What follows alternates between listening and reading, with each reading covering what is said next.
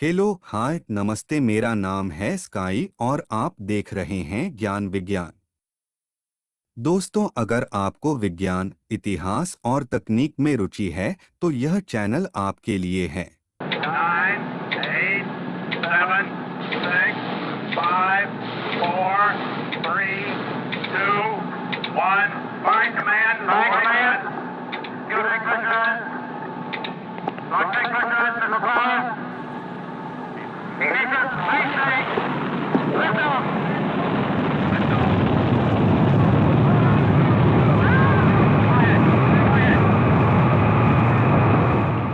4 अक्टूबर 1957 की सुबह पश्चिमी आकाश में तीव्र प्रकाश की एक लकीर ऊंची उठी।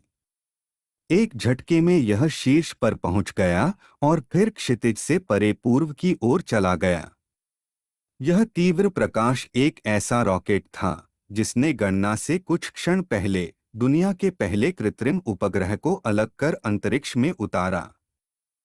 मानव इतिहास के ज्वार को मोड़ने वाली घटना के 3 साल पहले रूसी वैज्ञानिक सर्गेई कोरोलेव ने कड़ी मेहनत से यह काम कर दिखाया था। पहली बार मानव निर्मित कृत्रिम उपग्रह पृथ्वी से सैकड़ों किलोमीटर दूर एक सटीक कक्षा में तैरा। 85 किलोग्राम के कुल वजन का उपग्रह वॉलीबॉल से थोड़ा बड़ा था। अंतरिक्ष में गैसों के घनत्व को मापने और तापमान मापने के लिए दुनिया का पहला उपकरण इससे और कुछ खास नहीं था। वह छोटा सा उपग्रह अंतरिक्ष में हर 96 मिनट में पृथ्वी की परिक्रमा करने लगा और उसे के साथ रूस और अमेरिका के बीच एक असाधारण दौड़ शुरू हुई। यह जानने के बाद कि रूसी वैज्ञानिक एक कृत्रिम उपग्रह को अंतरिक्ष में प्रक्षेपित करने में सफल हो गए हैं, पूरे अमेरिका में निराशा की लहर फैल गई। शीत युद्ध के उन दिनों में रूस की उपलब्धियों के कई गंभीर निहितार्थ थे। अमेरिकी सैन्य विशेषज्ञों का मानना था कि यदि सोवियत संघ एक उपग्रह को अंतरिक्ष में भेजने के लिए पर्याप्त शक्तिशाली रॉकेट का निर्माण कर सकता है, तो वह अमेरिका पर हाइड्रोजन बम गिराने में सक्षम रॉकेट भी विकसित कर सकता है।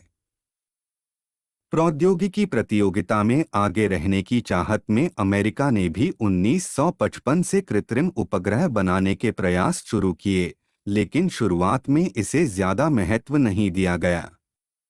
द्वितीय विश्व युद्ध के दौरान रॉकेट और मिसाइलों की तकनीक बहुत उन्नत हुई। विश्व युद्ध समाप्त होने के बाद जर्मन विशेषज्ञ डॉक्टर वर्नर वॉन ब्राउन ने अमेरिका के आत्मसमर्पण को स्वीकार कर लिया। उसके बाद उन्होंने अमेरिका में अंतरिक्ष अन्वेषण की नींव रखी। 1957 में अमेरिकी रक्षा विभाग के उच्च पदस्थ अधिकारी अलबामा में थे, जिस दिन रूसी खोजकर्ताओं ने स्पुतनिक को अंतरिक्ष में भेजा था। कॉकटेल पार्टी का लुत्फ उठा रहे अमेरिका के नए रक्षा सचिव नील मैकिलोरी स्पुतनिक की खबर उनके कानों तक पहुंच गई थी। डॉक्टर ब्राउन और ब्रिगेडियर जनरल जॉन बी को जैसे ही स्पुतनिक के बारे में पता चला, उन्होंने नील मैकिलोरी से संपर्क किया। उन्होंने रूस को पकड़ने के लिए एक अमेरिकी उपग्रह तैयार करने और अंतरिक्ष में लॉन्च करने की अनुमति मांगी, जो प्रौद्योगिकी की दौड़ में आगे था। इसी बीच 3 नवंबर 1957 को सोवियत संघ ने स्पुतनिक 2 नाम के एक और उपग्रह को अंतरिक्ष में प्रक्षेपित किया। इस बार सैटेलाइट के साथ लाइका नाम की कुतिया को भी अंतरिक्ष में भेजा गया। शीत युद्ध में रूस को हराने के लिए अमेरिका ने आखिरकार 6 दिसंबर 1957 को म्यूनिख वैनगार्ड 1 नाम का पहला उपग्रह प्रक्षेपित किया। हालांकि उपग्रह के अंतरिक्ष में पहुंचने से पहले ही वह लॉन्च पैड पर क्रैश कर गया। अंततः डॉक्टर ब्राउन और उनकी टीम को उपग्रह बनाने की आधिकारिक स्वीकृति मिल गई। बेशक अमेरिकियों को उस दिन के लिए 85 दिन और इंतजार करना पड़ा, जिस दिन अमेरिका का पहला कृत्रिम उपग्रह एक SPL-1 स्पुतनिक के जवाब में अंतरिक्ष में पहुंचा। इस बीच दोनों देशों के बीच अंतरिक्ष में वर्चस्व हासिल करने की बेहद महंगी, खतरनाक और दूरगामी दौड़ शुरू हो गई थी।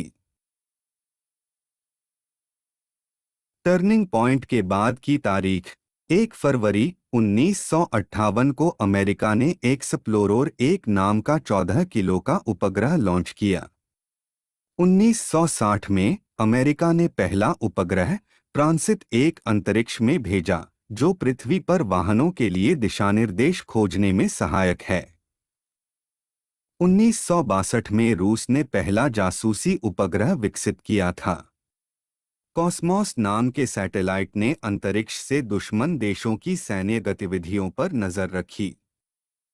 1962 में अमेरिका ने टेलस्टार नाम से एक सैटेलाइट लॉन्च किया। टेलीविजन दृश्यों का सीधा प्रसारण संभव हो गया और उपग्रह टेलीविजन के एक नए युग की शुरुआत हुई। 1963 में अमेरिका ने पृथ्वी पर मौसम का अध्ययन करने के लिए ट्रियोस-7 उपग्रह लॉन्च किया। इस उपग्रह की बदौलत मौसम विज्ञानी पहली बार तूफानों के आने की पहले से ही भविष्यवाणी कर पाए। 1957 में स्पुतनिक के अंतरिक्ष में प्रक्षेपण के बाद रूस और संयुक्त राज्य अमेरिका के बीच अंतरिक्ष की दौड़ तेज हो गई। इस दौड़ की शान 1969 में इंसान चांद पर पहुंचा। दोस्तों, अगर आपको यह वीडियो पसंद आया हो तो कृपया इसे लाइक, सब्सक्राइब और अपने करीबी दोस्तों के साथ शेयर जरूर करें। वीडियो देखने के लिए धन्यवाद और मिलते हैं अगले वीडियो में।